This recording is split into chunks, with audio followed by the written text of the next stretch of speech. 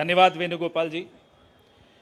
साथियों, हमारे नेतृत्व के लिए और हमारी पार्टी के लिए न्याय केवल एक शब्द नहीं है। न्याय संघर्ष है, न्याय तपस्या है और न्याय हक है। सबसे पहले इस कार्यक्रम को आगे बढ़ाते हुए हम न्याय पत्र का विमोचन करेंगे, उसको जारी करेंगे। मैं माननीय कांग्रेस अध्यक्ष श्री मल्लिकार्जुन खड़गे साहब से आग्रह करूंगा कि वो न्याय पत्र को जारी करें।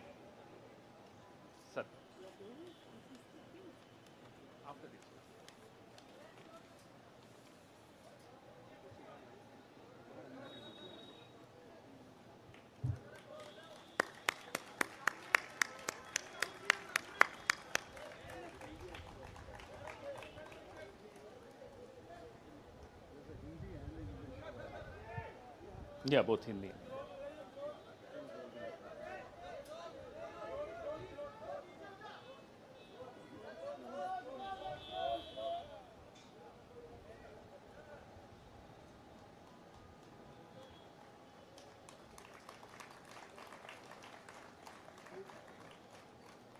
धन्यवाद। अब मैं मैनिफेस्टो कमेटी के अध्यक्ष श्री पी चिदम्बरम साहब से आग्रह करूंगा कि वो इस न्याय पत्र के विषय में कुछ इस पर प्रकाश डालें, आपसे चर्चा करें।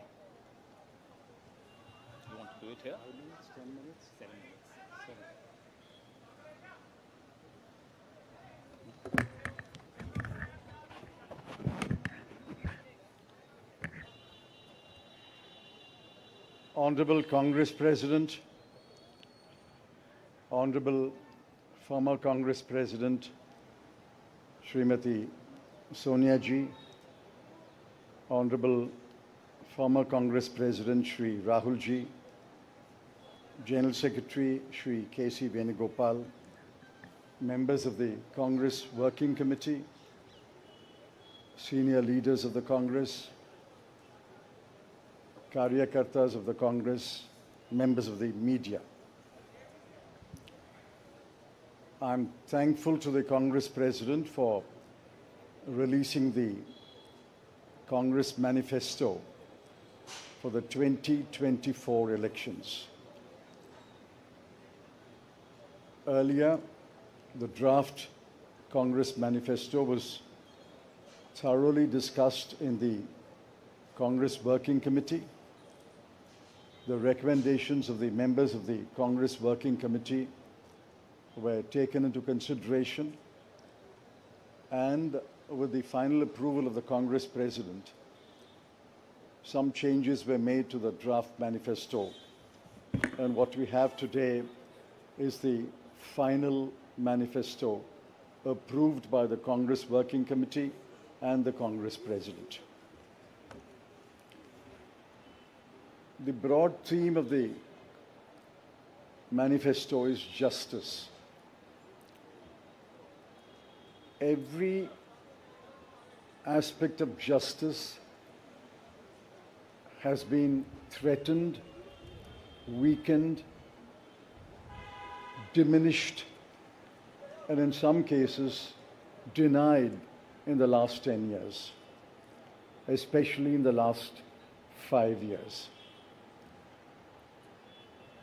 Members of the media will recall that in 2019, we had warned of what is likely to happen between 2019 and 24 should the BJP come back to power.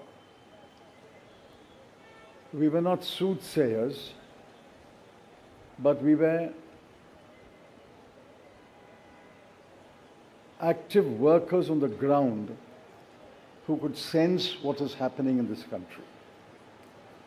I'm sorry to report that what we had predicted in 2019 has come to pass in 2024.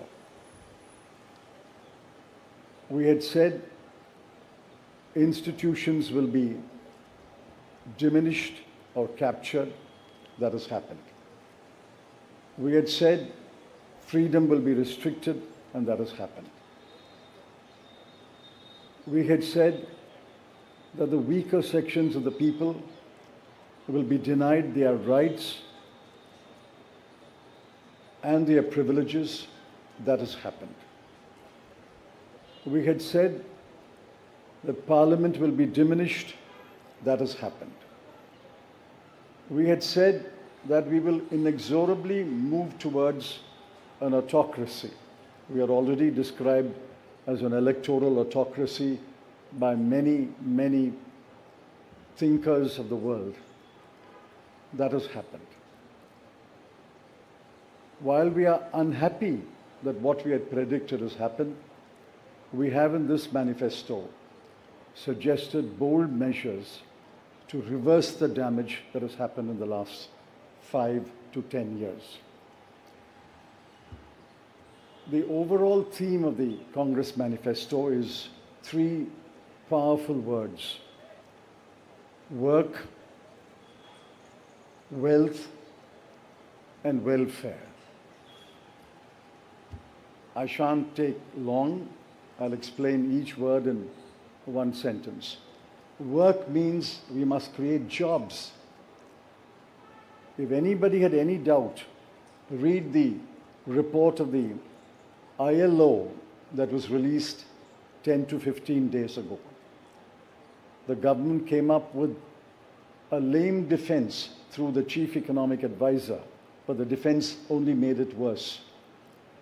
The ILO report shows that unemployment has assumed monstrous proportions in this country. Yesterday, the media carried a report that 30% of the outgoing class in the Indian institutes of technology, the premier institutions of our country, are unemployed. They have not been placed.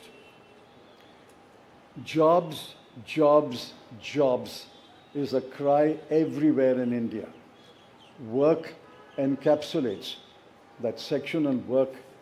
The sections on work encapsulates what we will do to create jobs. The second is wealth. Wealth must be created before it is distributed. On the contrary, the 5 years of the Modi government shows that wages have been stagnant in this country.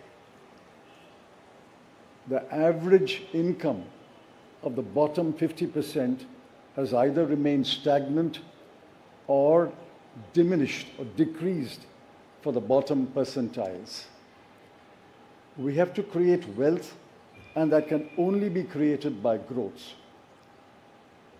The UPA government delivered 8.5% growth in its first term, 2004 to 2009. And over a 10-year period, Dr. Manmohan Singh's government delivered 7.5% growth. Even the futile attempt by the BJP government to revise the figures made it 6.7%. But over the last 10 years, the average growth is only 5.8, and if you count the year that ended on 31st March, given the inflated figures, it will still be 5.9. The difference between 7.5 and 5.9 may appear to be trivial, 1.6%, but it's not a trivial difference. It is the difference that makes between a moderately slowing economy and a robust economy. So the second broad theme is wealth.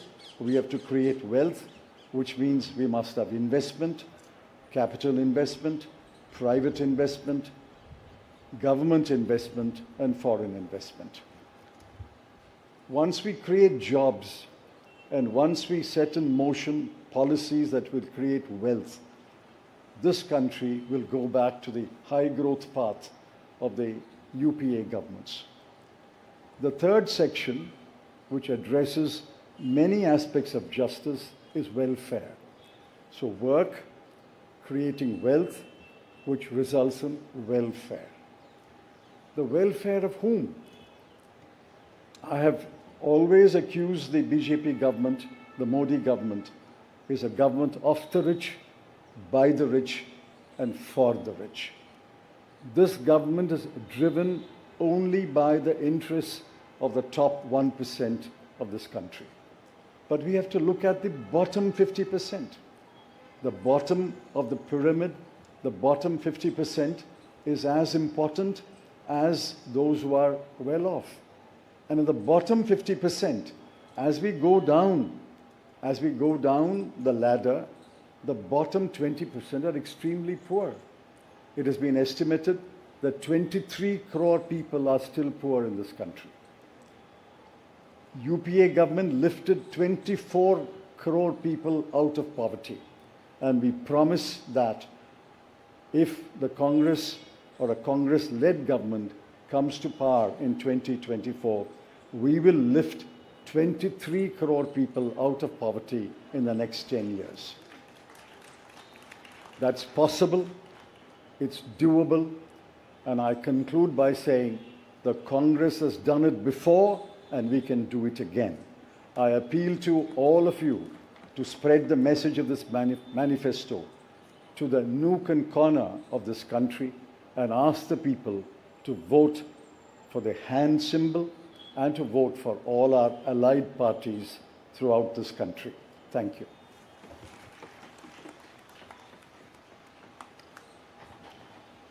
धन्यवाद चिदम्बरम साहब। मैं माननीय राष्ट्रीय अध्यक्ष श्री मल्लिकार्जुन खड़गे साहब से आग्रह करूंगा कि वो 2 शब्द कहें।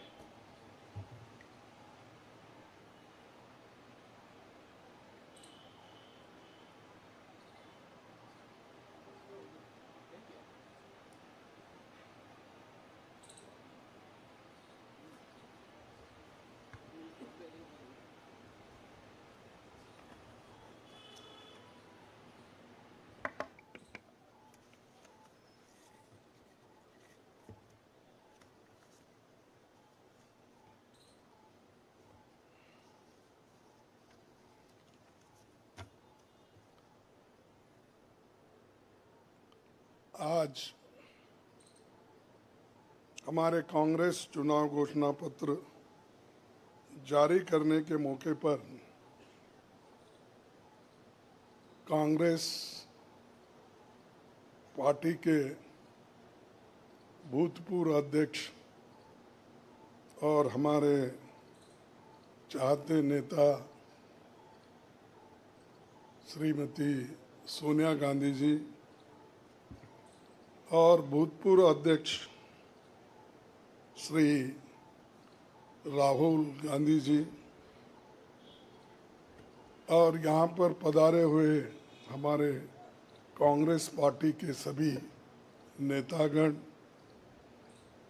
और खासकर इस जो घोषणा पत्र को तैयार किए श्री पीसी चिदम्बरम जी, केसी वेणुगोपाल जी और सारे वर्किंग कमेटी के मेंबर्स, मीडिया के मेरे दोस्तों,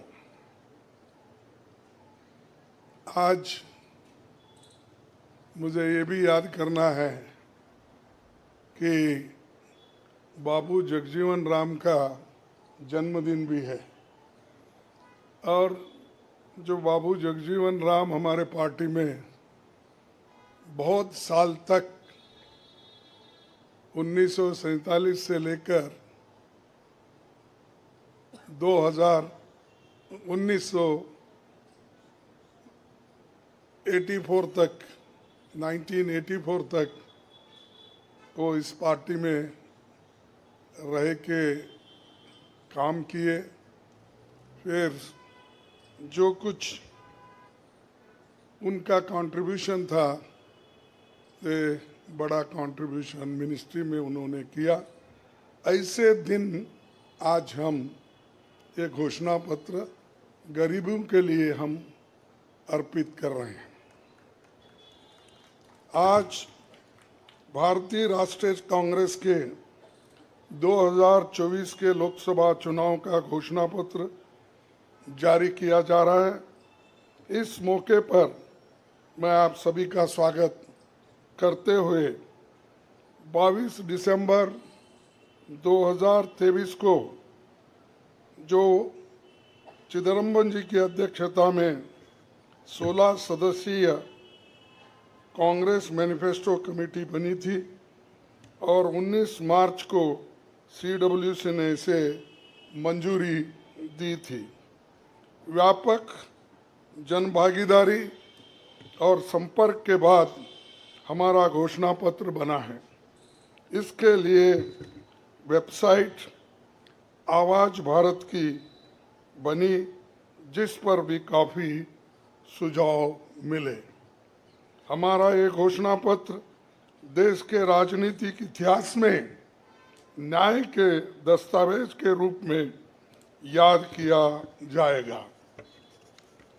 राहुल जी के नेतृत्व में चली भारत जोड़ो न्याय यात्रा में 5 पिलर्स पर ध्यान केंद्रित किया गया था।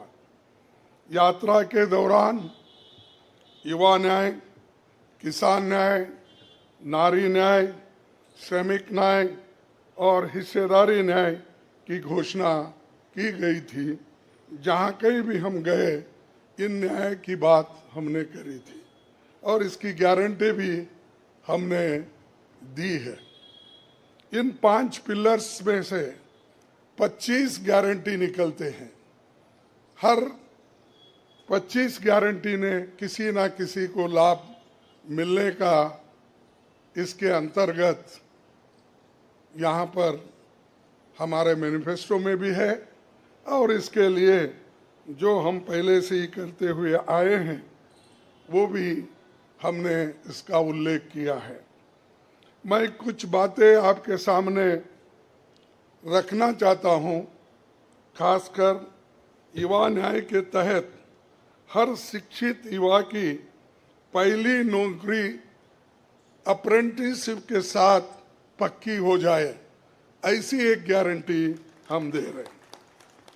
और उसके लिए हम 1 लाख रुपए, उसके लिए हम एक अप्रेंटिसशिप कोर्स करने वालों को खर्च करेंगे और इससे ये फायदा होगा, किसी ना किसी जगह उसको पक्की नौकरी मिलेगी, क्योंकि ये स्किल डेवलपमेंट के तहत और बहुत से इंडस्ट्रीज में इनको काम मिलेगा। नारी न्याय के तहत गरीब परिवार की महिला को सालाना 1 लाख की मदद देंगे। कोई तालियां नहीं बजा रहे, क्या बात है? गरीब परिवार की महिला को सालाना 1 लाख की मदद देंगे और किसान न्याय के तहत किसानों की कर्ज माफी और MS की कानून की गारंटी भी हम देंगे। और श्रमिक न्याय, इसके तहत मनरेगा में भी 400 रुपए, ये न्यूनतम कम से कम 400 रुपए मजदूरी दिया जाएगा। हिस्सेदारी न्याय में सामाजिक आर्थिक समानता के लिए हर व्यक्ति और हर वर्ग की गिनती या जातीय जनगणना होगी, जिससे सबको फायदा होगा, या किसी के फॉर में किसी के अगेंस्ट में ये नहीं है कि हालात को समझने के लिए ये जातीय जनगणना करेंगे, जैसा कि SC ST की जातीय जनगणना होती है और वैसा ही जो पिछड़े लोग हैं और भी ये अपर कास्ट में भी गरीब लोग हैं, सबकी हालत क्या है ये जानने के लिए हम जातीय जनगणना कराएंगे और इसका फायदा हर वर्ग को मिलेगा। हमारे घोषणा पत्र में संवैधानिक न्याय, कॉन्स्टिट्यूशनल जस्टिस खंड में लोकतंत्र बचाओ, भय से मुक्ति से लेकर मीडिया, न्यायपालिका आजादी, भ्रष्टाचार के खिलाफ मुहिम जैसे मुद्दे, कला संस्कृति जैसे विषय भी है। आर्थिक न्याय, इकोनॉमिक जस्टिस खंड में आर्थिक नीतियों, बेरोजगारी, टैक्सेशन और टैक्स रिफॉर्म्स, ये सारी चीज़ें उसमें हम लाएंगे। इंडस्ट्री और इंफ्रास्ट्रक्चर पर ठोस काम हम करेंगे। राज्य न्याय, जस्टिस फॉर द स्टेट्स, मैं संघीय विकास, पूर्वोत्तर भारत पर रोशनी हम डाले हैं और जहां कहीं भी फेडरल स्ट्रक्चर को धोखा होगा हम उस वक्त अपनी आवाज़ उनके साथ भी उठाएंगे और जब हमारी गवर्नमेंट आएगी तो उनको बराबरी का हिस्सा देंगे और ताकि वो पैसे के लिए तरस ना हो, चाहे वो ड्रॉट हो, फ्लड हो, डिसास्टर्स हो। इसके लिए नेचुरल डिसास्टर, इन सब के लिए फेडरल गवर्नमेंट को कानून के तहत जो मदद मिलना चाहिए वो हम जरूर उनको दिलाएंगे। उसी के साथ देश की प्रतीक्षा और आंतरिक सुरक्षा के महत्व को ध्यान में रखकर रक्षा न्याय की भी खंड है, जिसमें विदेश नीति भी है और विदेश नीति हमारी अब तक सफल हुई है और उसी नीति पे अगर ये लोग काम करते थे और ठीक ढंग से चलते थे और बहुत से मुश्किल हमको आज जो आ रहे हैं वो कभी नहीं आते थे। तो इसीलिए हम अपना रक्षा न्याय का देश की रक्षा के लिए पूरा हम काम करेंगे। आखिरी एक महत्व का बिंदु पर्यावरण न्याय भी देंगे। आप सभी से मैं अनुरोध करूंगा कि घोषणा पत्र को बारीकी से देखें, परखे। इसमें आपको भविष्य के भारत की शानदार नया तस्वीर दिखेगा और इसके लिए आप ठीक ढंग से आप काम कर सकते हो। आजादी के बाद 1951-52 में चुनावों से राजनीतिक दल घोषणा पत्र जारी करते समय बहुत से दावे करते हैं लोग, पर कांग्रेस हमेशा जमीनी हकीकत पर चलती है। 1951 में पंडित जवाहरलाल नेहरू के नेतृत्व में हमारा जो घोषणा पत्र जारी हुआ उसका नाम था व्हाट कांग्रेस स्टैंड्स फॉर। उसका नाम था व्हाट कांग्रेस स्टैंड्स फॉर। पहले घोषणा पत्र को लेकर ये टिप्पणी की गई थी, no exaggerated claims were made, no ambitious plans to entice public or deceive the electorate had been placed before them. A realistic view of what was capable of achievement and implementation alone was presented. ये पंडित जवाहरलाल नेहरू जी के ज़माने में घोषणा पत्र दी थी जो realistic है, जो ग्राउंड लेवल पे हम कर सकते हैं, उसी के बारे में उन्होंने बोला था। किसी को फंसाने के लिए नहीं, झूठ बोलने के लिए नहीं, हम जो भी कहते हैं वो करके दिखाते हैं, ये उनका कहना था और वही आज भी हम कर रहे हैं। जो कर सकते हैं वही हम इसमें घोषणा पत्र में लिखे हैं और बहुत से हमारे विद्वानों से भी हम बात किए हैं कि इसमें क्या कर सकते क्या नहीं कर सकते, उनके सलाह के मुताबिक ही आज हमने ये सारी चीज़ें आपके सामने रखे हैं। ये हमारा 139 ईयर्स साल का शानदार इतिहास है। ये देश के सामाजिक आर्थिक विकास की गति को बहुत तेज करेगा। किसानों, मजदूरों और महिलाओं, युवाओं, गरीबों, वंचित तबकों के विकास के जो बंद दरवाजे हम खोलेंगे, क्योंकि एक मोदी सरकार में ये सारे दरवाजे गरीबों के लिए, महिलाओं के लिए, युवाओं के लिए बंद है। हम जब सत्ता में आएंगे ये दरवाजे सब हम गरीबों के लिए खोल देंगे, उनका विकास करेंगे, ये हमारी प्रतिज्ञा है। डॉक्टर मोदी जी डॉक्टर मनमोहन सिंह के नेतृत्व वाली हमारी यूपीए सरकार की बहुत आलोचना करते हैं, लेकिन उस 10 साल में हमने MNREGA, right to education, RTI, खाद्य सुरक्षा, वनाधिकार, भूमि अधिग्रहण कानून और रेहड़ी पटरी वालों की अधिकार समेत कई कदम हमने उठाया है। और उसकी जो कर्ता धर्ता है श्रीमती सोनिया गांधी जी यहाँ पर मौजूद है।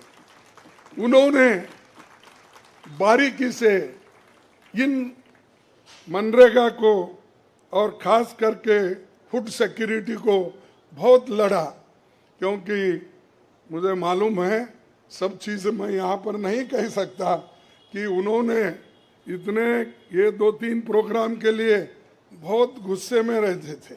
जब तक वो इम्प्लीमेंट नहीं होता तब तक वो खामोश नहीं बैठे और कैबिनेट के लोगों को बोलते रहे थे कि ये क्या हुआ।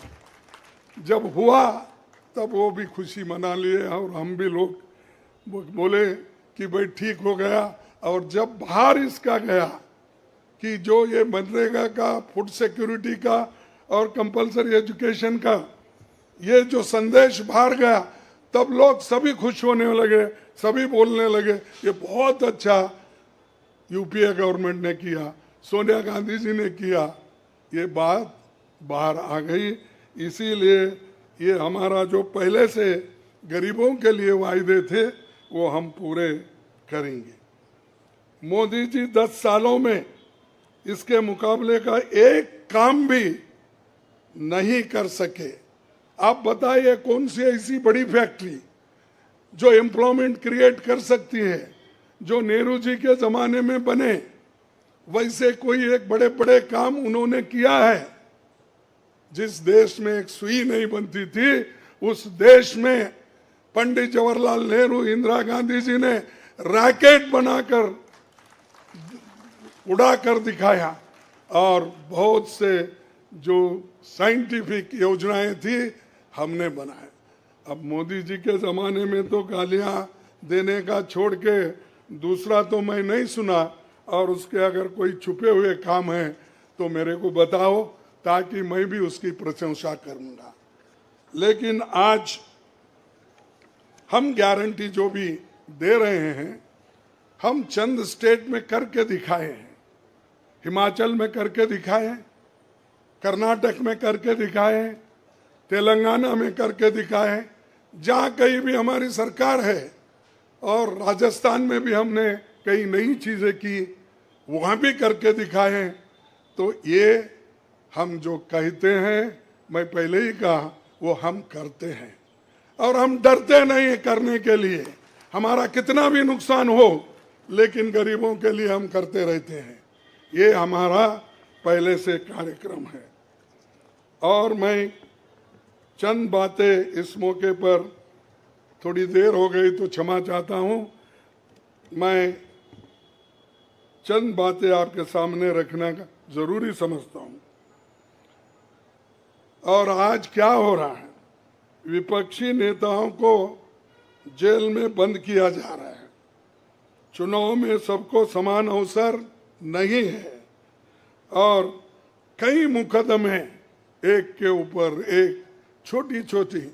और हमारे पार्टी के ऊपर इतना बड़ा जुल्म किया और इतने हमारे को पेनल्टीज डाले। 3,567 करोड़ रुपए का हमारे ऊपर उन्होंने पेनल्टी डाली। क्या ये लेवल प्लेइंग ग्राउंड है? और ये हमारे ऊपर आज हो रहा, कल मीडिया के ऊपर होगा, मीडिया हाउसेस के ऊपर होगा, सबके ऊपर होगा।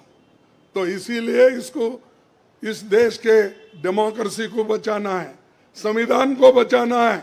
इसीलिए हम सब लोग, देश के लोग एक होना चाहिए और लड़ना चाहिए। और जो ऑटोक्रेटिक मोदी साहब है उनको हटाना चाहिए। ये मेरा आपसे विनती है। जब तक आप ये काम नहीं करेंगे तब तक हम सिर्फ बातों से नहीं होगा। आप लोग घर घर जाके, और हमारी गारंटी कार्ड जो है, इन गारंटी कार्डों को घर घर तक पहुंचाने का काम हमारे कार्यकर्ता करें। जब तक आप घर घर नहीं जाएंगे, वोटर से नहीं मिलेंगे, कुछ भी होने वाला नहीं है। सिर्फ स्लोगन से या मेरे भाषण से कुछ बदलाव होने वाला नहीं। बदलाव होगा तुम जनता से जब मिलेंगे, घर घर जाएंगे, महिलाओं से मिलेंगे, युवाओं से मिलेंगे, और जितने भी हमारे पेरेंट्स हैं, बड़े हैं, उनसे मिलके, किसानों से मिलके आप लोग काम करेंगे, तभी हम कुछ हासिल कर पाएंगे। तो इसीलिए मैं आपसे विनती करूंगा, ये काम हमारा आप करेंगे और इस ऑटोक्रेटिक सरकार को हटाने के लिए आप काम करते रहेंगे। अब बीजेपी का तो ऐसा है, चंदा दो धंधा लो, चंदा दो धंधा लो, कॉन्ट्रैक्ट लो, पैसे दो। तो उन्होंने काम किया और वो कहते हैं कि भ्रष्टाचार मिटाऊंगा। अरे भाई, 25 लोग हमारे बड़े बड़े नेताओं को आपने लिया और 25 नेताओं में 2 को तो एक पूरा एक्सोनरेट किया और 23 लोगों को फिर उनको भी एक्सोनरेट किया। अरे शाह साहब के वॉशिंग मशीन में इतने लोग जो भी जा रहे हैं क्लीन होके आ रहे हैं, और भ्रष्ट लोग तुम्हारे साथ है, बदनाम हमको कर रहे हैं। मेरे पास तो नहीं है ना, मेरे पास जब तक थे तो आपने बोला वो भ्रष्ट है, फिर आप वो क्लीन कैसा हो गए, प्रामाणिक कैसा हो गए, ठीक कैसा हो गए? तो ये खुद ही इधर डराते हैं, उधर सब चोरों को लेते हैं। तो ये मेरा कहना है। इसीलिए आप इस बात को सोचिए, और हम सालों से गरीबों की सेवा करते हुए आए हैं, आगे भी हम करते रहेंगे। और जितने भी उन्होंने काम किया, मैं यहाँ गिनता नहीं, क्योंकि रेलवे में क्या किया, इन्फ्लेशन का क्या किया, अनएम्प्लॉयमेंट का क्या किया, ये सारे अगर बोलते कहूँ तो आप भी थक जाएंगे। तो इसीलिए मैं ज़्यादा नहीं बोलता। आप सबको मालूम है, और हमारे पूरे इलेक्शन मैनिफेस्टो में वो चीज़ वहाँ पर है। इसीलिए आप तमाम को मैं धन्यवाद अर्पित करता हूँ कि आप ऐसे वक्त जो हमको साथ दे रहे हैं, जिस वक्त लोग डर डर के चंद लोग भाग जा रहे हैं। वो डरने वाले कौन है? जो आदमी कुछ चोरी करता है वही डरता है। जो आदमी ठीक है, अपने उसूलों पे खड़ा है, उसको कोई नहीं डराता। अगर डराएगा तो भी वो उसूलों पे ठहरे हुए लोग डरेंगे नहीं। तो इसीलिए हम लोग डरने वाले नहीं। हमारे नेता श्रीमती सोनिया गांधी जी, राहुल गांधी जी, डर उनमें नहीं है और डर का नाम भी नहीं है, और डर ये शब्द उनके पास नजदीक आता नहीं। वो डर सिर्फ मोदी को है, क्योंकि वो हमारे लोगों को ले लेके 400 पार बोलते फिर रहा है। अरे मणिपुर जैसे एरिया में नहीं जा सके, देश में विदेश में 14 फेरियां लगाए, देश में इलेक्शन का प्रचार सरकारी फंड से किया गया, सरकारी वैन से किया गया, लेकिन मणिपुर वो देखे नहीं। क्यों नहीं गए भाई? आपकी तो 56 इंच की छाती है, आपको डर कुछ भी नहीं है। हाँ, आप जा सकते हैं, लेकिन वहाँ हमारे नेता राहुल गांधी जी जा सकते हैं लोगों के साथ, आप क्यों नहीं जा सकते? क्योंकि आपको डर है, और डरने वाला आदमी देश की भलाई कभी नहीं करता। बाय चांस आया, अब आगे लोग उसको देखेंगे और आप भी मजबूती के साथ हमारे साथ खड़े होंगे। इतना ही कहते हुए मेरे 4 शब्द को समाप्त करता हूं। जय हिंद।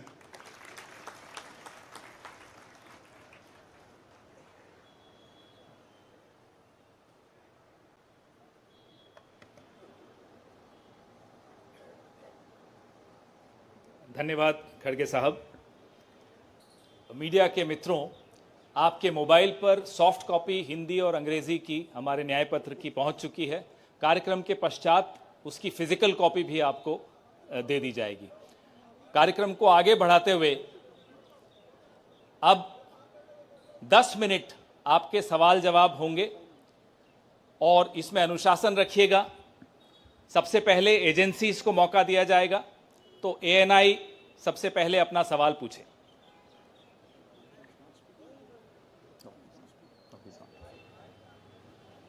माइक दे दीजिएगा मीडिया के साथियों को।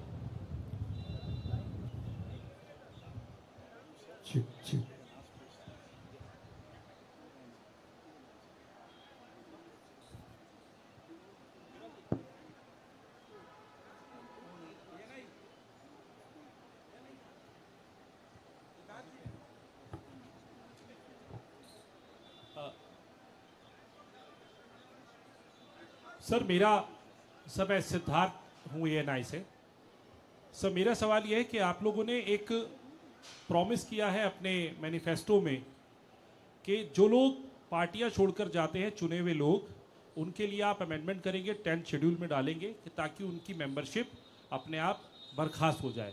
क्या इस तरीके की परिस्थितियां जो आज बन रही है, खासकर आपकी पार्टी इसको देख रही है, इसको ध्यान में रखते हुए आप लोगों ने मैनिफेस्टो में इसको डाला है?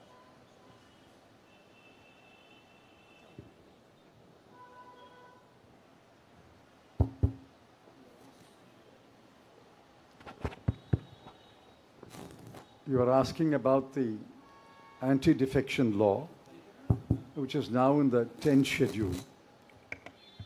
Over the years, political parties, especially defectors, have exposed the limitations of the 10th schedule. So the 10th schedule has to be amended. Check. What is he saying? The 10th schedule is to be amended.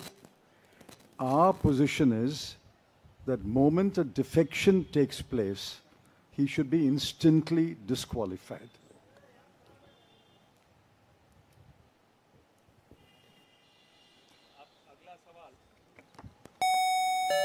अगला सवाल PTI.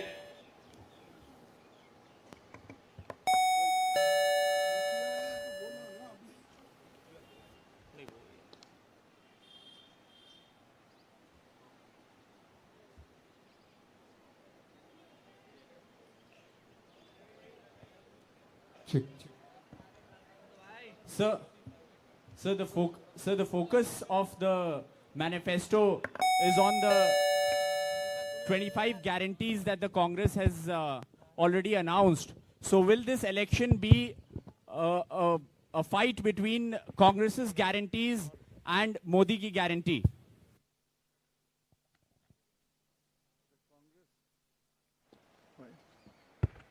The Congress guarantees are concrete guarantees.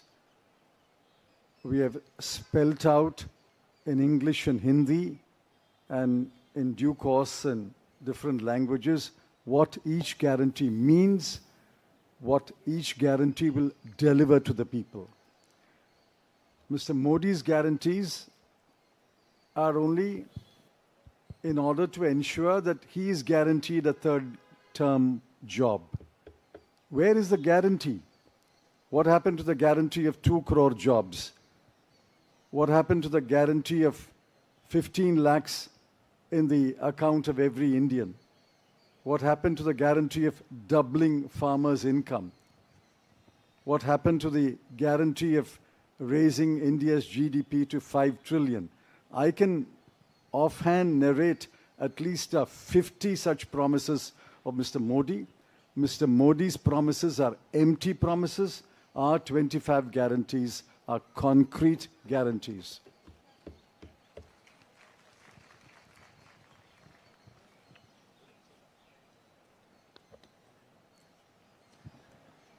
Good afternoon.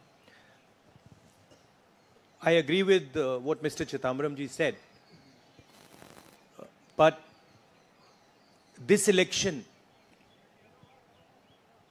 is about those who are trying to destroy the constitution and destroy democracy in this country versus those who are trying to protect the constitution and protect democracy in this country. We do believe that it is very important, once this fight is won, that we look after the interests of the vast majority of our people, that India is not run for 2 or 3 large conglomerates, large businesses, that it is run for the vast majority of people, that we are not a nation of monopolies, we are a nation where there is fair competition among businesses.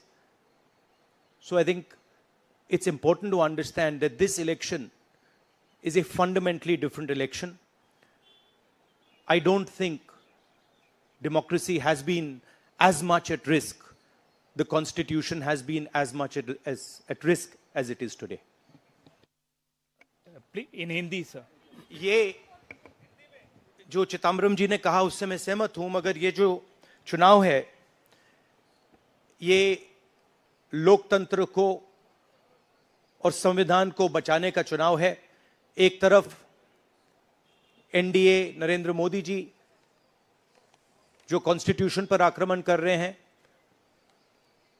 लोकतंत्र पर आक्रमण कर रहे हैं, institutions को capture कर रहे हैं, और दूसरी तरफ इंडिया अलायंस जो कॉन्स्टिट्यूशन की रक्षा करता है, लोकतंत्र की रक्षा करता है। तो ये चुनाव इन दोनों फोर्सेस के बीच में है। धन्यवाद। मौसमी सिंह, आज तक।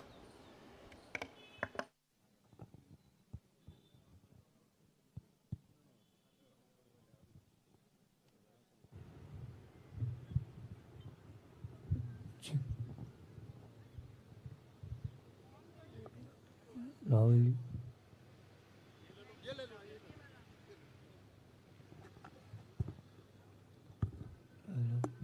हेलो, मेरा सवाल मैडम सोनिया गांधी से है। मैम, अगर आपसे सवाल,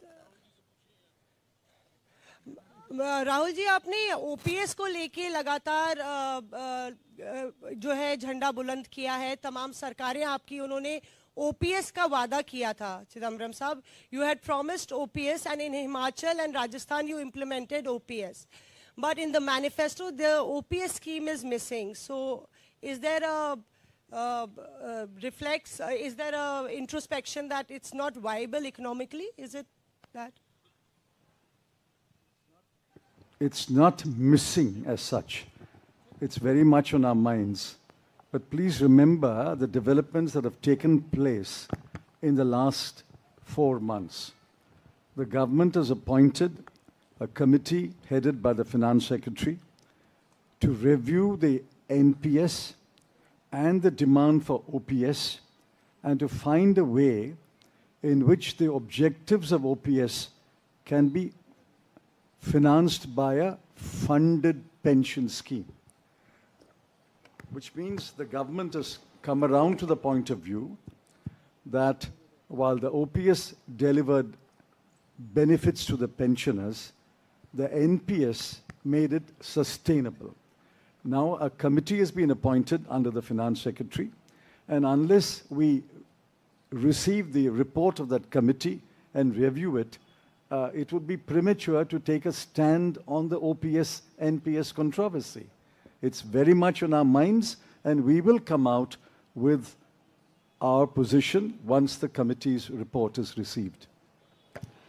Arun Kumar Singh.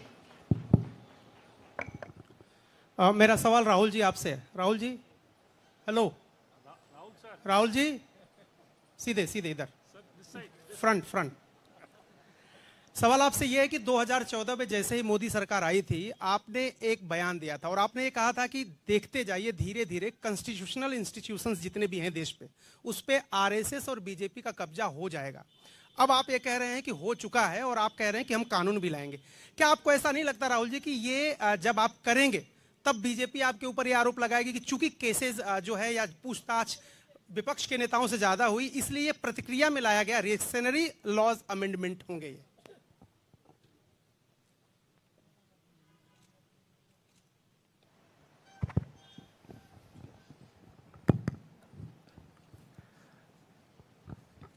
सबसे पहले ये समझना होगा कि हिंदुस्तान के राजनीतिक स्ट्रक्चर में हो क्या रहा है। आरएसएस ने और बीजेपी ने और खासतौर से नरेंद्र मोदी जी ने जो स्ट्रैटेजी बनाई है, उसका फाउंडेशन क्या है, उसकी नींव क्या है, सबसे पहले यह समझना है। नरेंद्र मोदी जी ने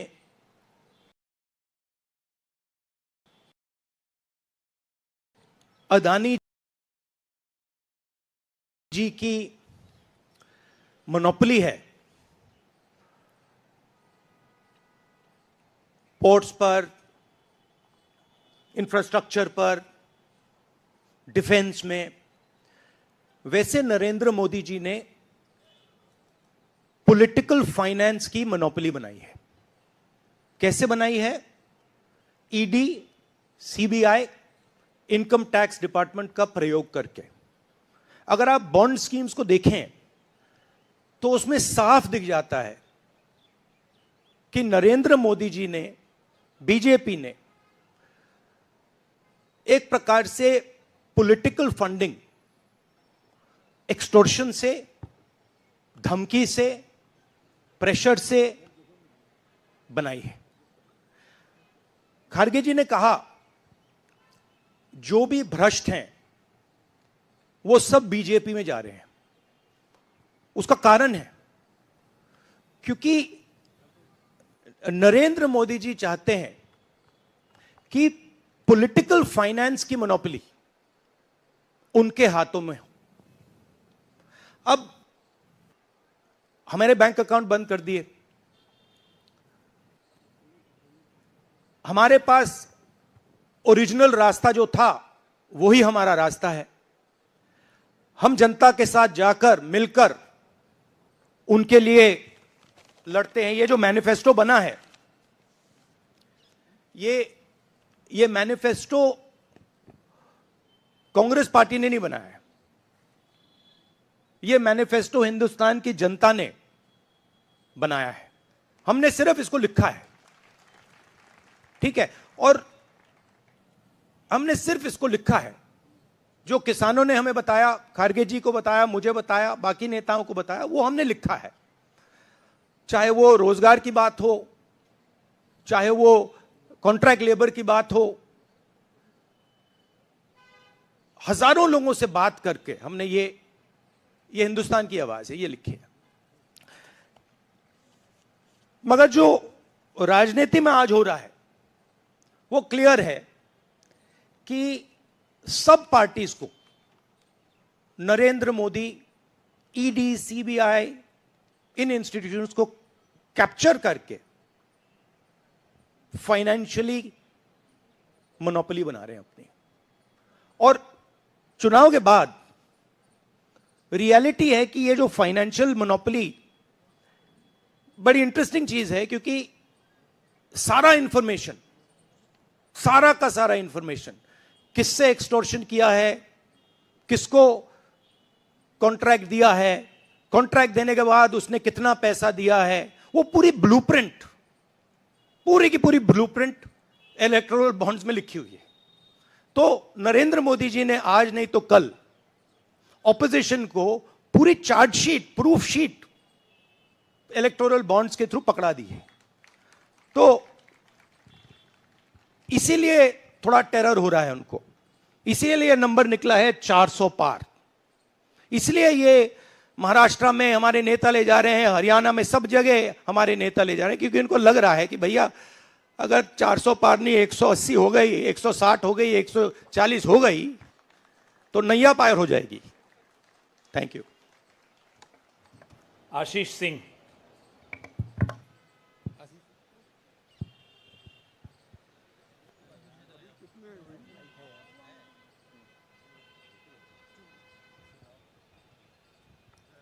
राहुल जी, लास्ट टाइम पिछले लोकसभा चुनाव में राहुल जी आपने मुझे याद है कहा था, you were convince that time कि मोदी जी जा रहे हैं, मोदी जी का वक्त खत्म हो गया है।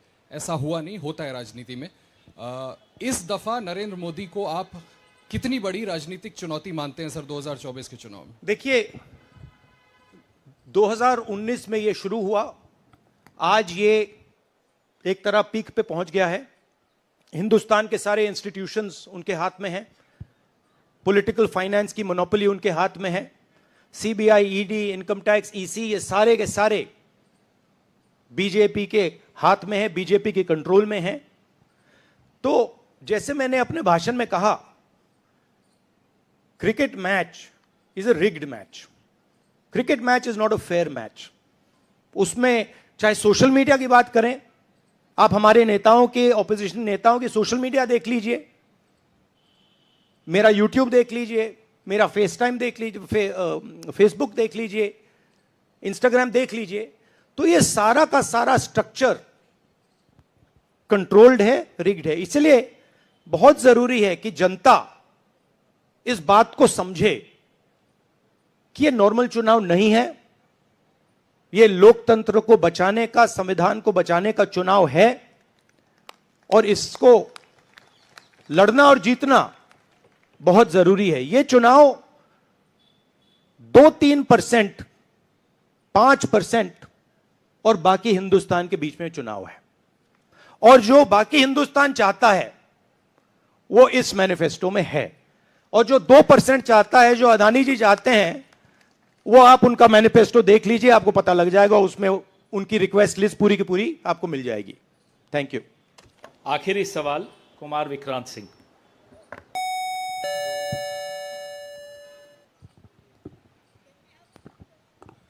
राहुल जी, 2009 में आपको भी याद होगा, उस वक्त मैनिफेस्टो में 2 तस्वीरें थी, मनमोहन सिंह जी की और सोनिया गांधी जी की। पूछा गया था पीएम कैंडिडेट कौन होगा, सोनिया जी ने अपनी तस्वीर छुपा ली थी। आज 2 तस्वीरें हैं, राहुल गांधी जी की और खड़गे जी की। कोई तस्वीर छुपाएंगे, कोई दिखाएंगे?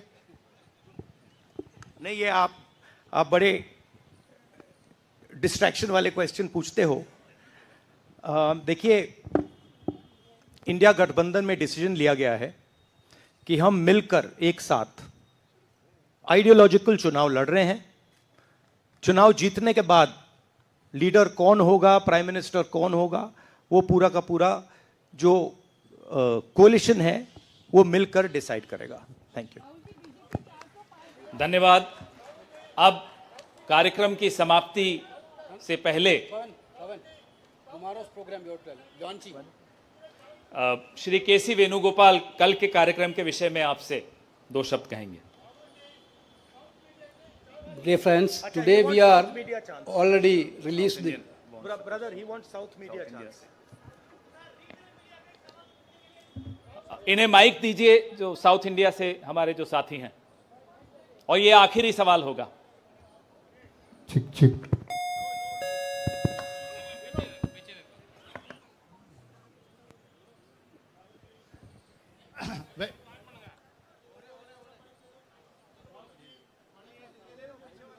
Vanakkam. South India's mic is not on, brother. But you have a very strong voice. You can speak without the mic. Sir, Vanakkam. Vanakkam. Venkatraman from Dinamala from Tamil Nadu. Advance congratulations to the Congress party, which is due to this serious campaign by the DMK party and Congress leaders. you are going to get 10 out of 10 seats from Tamil Nadu in the forthcoming parliament election. Do you think the same trend will you expect from the across the country? Well, you know, I'm not a soothsayer. Unlike many political commentators, I can't predict the future. But what I'm confident of is that this is a much closer election than is being propagated by the media. It is a close election, and we are going to fight an excellent election, and we are going to win the election. Thank you. Please do remember one thing. Please do remember that there was a similar feeling being generated by the press when Mr. Vajpayee was Prime Minister. There was the India Shining campaign. So we have a similar idea being propagated. India Shining with 2-3 new dimensions. International dimension, all sorts of new dimensions. Full support by the monopolists in the country. But do remember what happened to the India Shining campaign, and do remember who won that campaign. Thank you.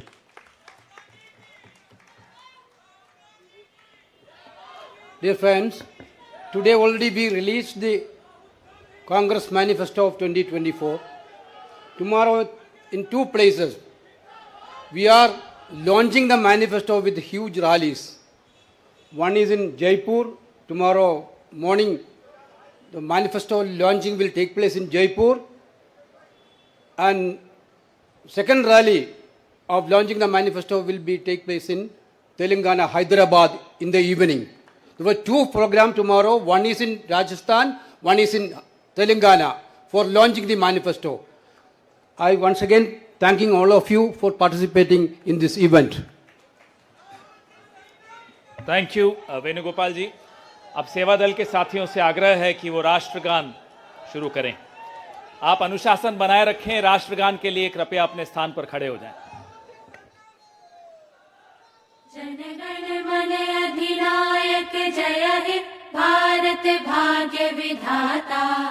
Punjab Sindh Gujarat Maratha Dravida Utkal बंग. विंध्य हिमाचल यमुना गंगा उच्छल जलधि तरंग. तब शुभ नामे जागे तब शुभ आशीष मागे. गाहे तब जय गाथा जनगण मंगलदायक जय हे भारत भाग्य विधाता. जय हे जय हे जय हे जय जय जय जय हे.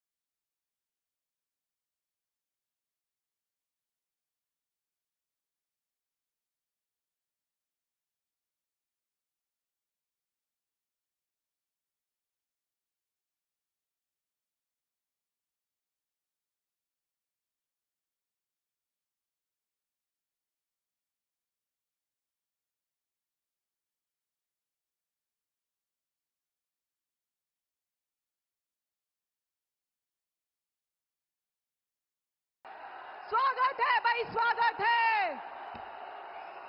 मोदी जी को जय श्री राम. मोदी जी को जय श्री राम. मोदी जी को जय श्री राम. मोदी मोदी मोदी. नरेंद्र मोदी जिंदाबाद. नरेंद्र मोदी जिंदाबाद. मोदी मोदी मोदी जी को जय श्री राम। स्वागत है भाई, स्वागत है,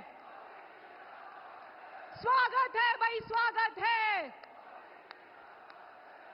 आज जयपुर ग्रामीण लोकसभा क्षेत्र की इस पावन धरती से भारत माता की, भारत माता की।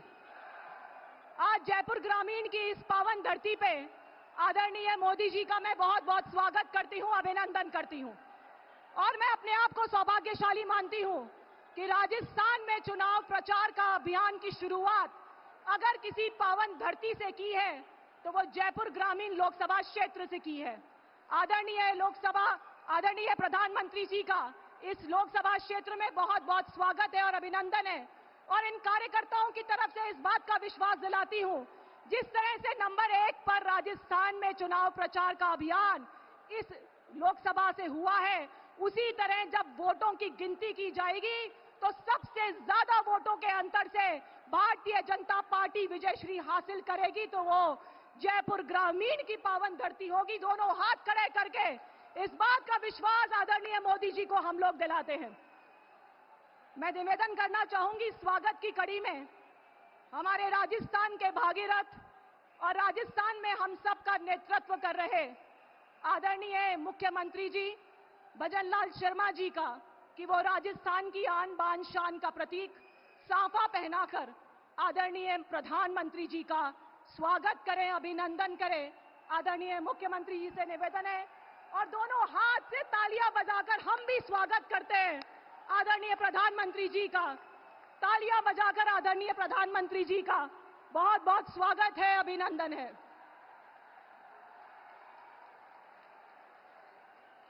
सहज व्यक्तित्व के धनी जयपुर ग्रामीण लोकसभा क्षेत्र से भाजपा प्रत्याशी आदरणीय राव राजेंद्र सिंह जी से निवेदन करूंगी कि वो माननीय प्रधानमंत्री जी का दुपट्टा पहना करके स्वागत करें। अब महिला शक्ति जिनके उत्थान के लिए आदरणीय प्रधानमंत्री जी ने इज्जत घर से लेकर नारी शक्ति वंदन अधिनियम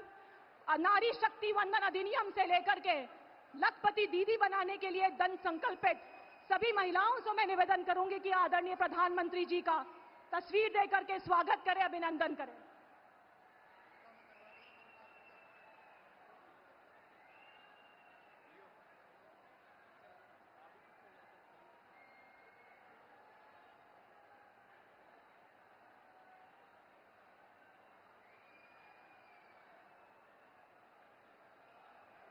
भारत माता की जय, जय श्री राम। स्वागत भाषण के लिए मैं आमंत्रित करना चाहूंगी सहज स्वभाव के धनी जो खुद से पहले कार्यकर्ता को रखते हैं। 100 दिन के कार्यकाल में संकल्प पत्र के 45% घोषणाएं पूरी करने वाले हमारे प्रदेश के मुख्यमंत्री आदरणीय भजनलाल शर्मा जी से निवेदन करूंगी कि वो आकर के अपना स्वागत भाषण हम सभी के सामने प्रस्तुत करें।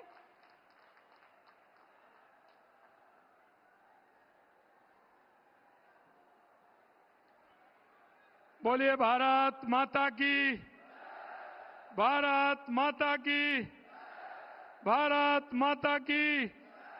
स्वागत है भाई, स्वागत है, स्वागत है भाई, स्वागत है।